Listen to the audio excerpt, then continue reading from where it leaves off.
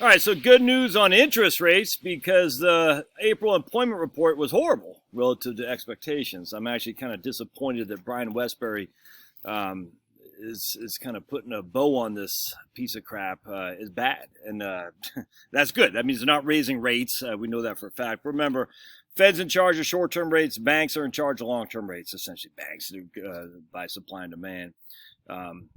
Anyway, this isn't good. Now, I am not as negative as some of the other people on the right side of the equation are, and Brian Westbury is not either, and he's on the right too, but he's in terms of right economically. But I'm not nearly as negative as some.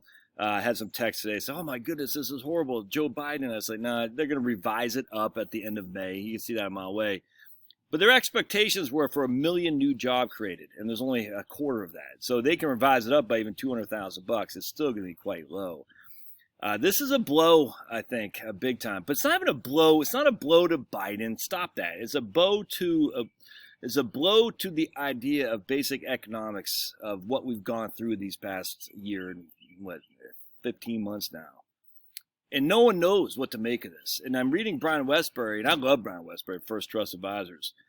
But he's always putting a positive spin on things, which is fine. But I'm just sitting there thinking, because a lot of economists are very doom and gloom. Basically, most economists are doom and gloom if their guy is not in office, and they're positive if their guy is in office. Westbury has been positive since Obama, and I didn't follow him before Obama, but I mean, I told you about Westbury going back to March 9th, 2009, when I was listening to him being interviewed by Hugh Hewitt. Westbury has been positive under Obama, under Trump, and under Biden. Just has been. I mean, he doesn't like the government spending. He doesn't like the regulation. He's a free market type of guy, but he's positive, that's for sure. I think he wrote the book It's Not As Bad As You Think. Right, I think he did too. So he's a positive guy, which is good. It's easy to be negative. I like Westbury. What we're finding, look at all that pollen. Let me suck in that pollen. Ooh, I got a pollen high. Ooh. What we're finding, though, is no economist knows what the hell they're talking about. I don't. And none of these guys do, which is what is kind of frightening, actually. So let's go to his thing here. Non-farm payrolls increased by 266, falling well short of the consensus of 1 million. The private sector only rose by 218 in April. The largest increase was the leisure and hospitality. Well, that would make sense because those ones got doomed the most, but only rose by 331. The largest decline was for professional and business services, which went down $111,000. Manufacturing declined by 18,000, yet the good old government rose by 48,000 because sniffy, and the unemployment rate rose to 6.1. Implications: the April employment report was disappointing, but not a total dud. It was disappointing because payrolls increased only by 266, which is a huge miss, and well lower than forecasts from any economics group. Civilian employment, an alternative measurement of jobs that include small business startups, increased a similar 328. The unemployment rate ticked up to 6.1. Manufacturing, retail, transportation, and warehousing, all professional and business services, and education all lost jobs. But all the news on the labor front wasn't bad, and some was downright positive. Average weekly hours hit 35, tying a record high, because more people are doing more work I would think. There's less people working, and more people are picking up average hours, right? Come on. All right. And the total number of private sector's hours worked increased by 0.5%. Hold on a sec. This kind of increase in hours would normally be associated with an increase in payroll by about 600,000. All right, come on. There we go. Pablo wants to say hello.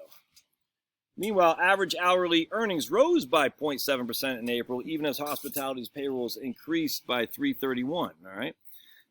Combining average hourly earnings and hours worked, total earnings rose 1.2% in April and are now 1.9% higher than they were in February of 2020, pre-COVID. So that's good.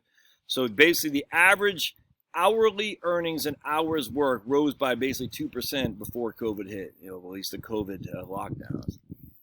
Put it all together, we have a labor market where employers are willing to pay more, higher wages, and want more workers, but are having trouble enticing people to take jobs. I wonder why.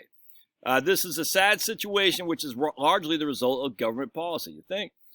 We think the key factor here is the extra unemployment benefits, which will run through early September.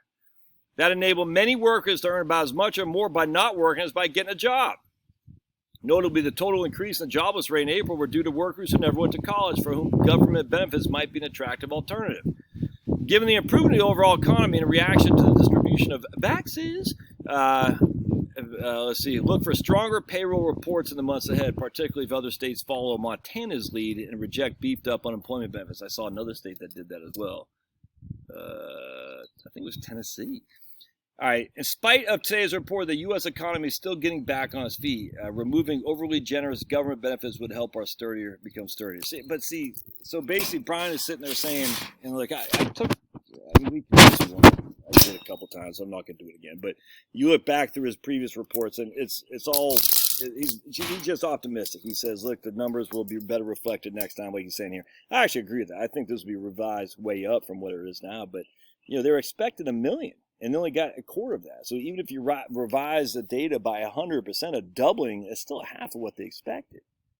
See, no one knows anything. Okay, that's what I'm talking about. Economics. No one knows anything. No one. Everyone's saying it has to be inflationary. Well, if you haven't learned your lesson from freaking QE 1, 2, and 20,000 million that there hasn't been inflationary, I don't know what to tell you. It has to be deflationary. Well, I don't know. We don't know. No one knows nothing. That's a crazy thing. The interest rates have to go up. We don't know that. The stock market has to go down. Well, no one knows anything. This is the problem. That everyone wants an answer. There is none. And people say this is what's happening are usually the doom and gloomers because they get the most clicks. I'm sitting there at the end of the day. We don't have high inflation. Short term, yes. We don't have, I get it. People are like, well, how about the price of lumber? I'm like, are you buying a house right now? No. Okay, if you're not. Are you buying a car right now? No. If you're not, it doesn't matter. We had a huge shutdown on the ability to show homes. We had we've never been through this. I don't know what else to say. So I would simply say be nimble and don't follow any kind of freaking person that's sitting there. It's got to be like this. There's no other way because they don't know what the hell they're talking about. I don't know what I'm talking about. I was listening to my man Simon over at Uneducated Economist yesterday. Seems like he is in agreement with me, not me with him, he with me. But he was saying he thinks it's deflation coming down the pike. He goes, I don't know. And that's the best way to say. So you don't know what you don't know. So you just got to be nimble. Watch that debt. The debt is the one thing that you do know. If you're taking on more of it, that could be problematic. All right, we'll see you.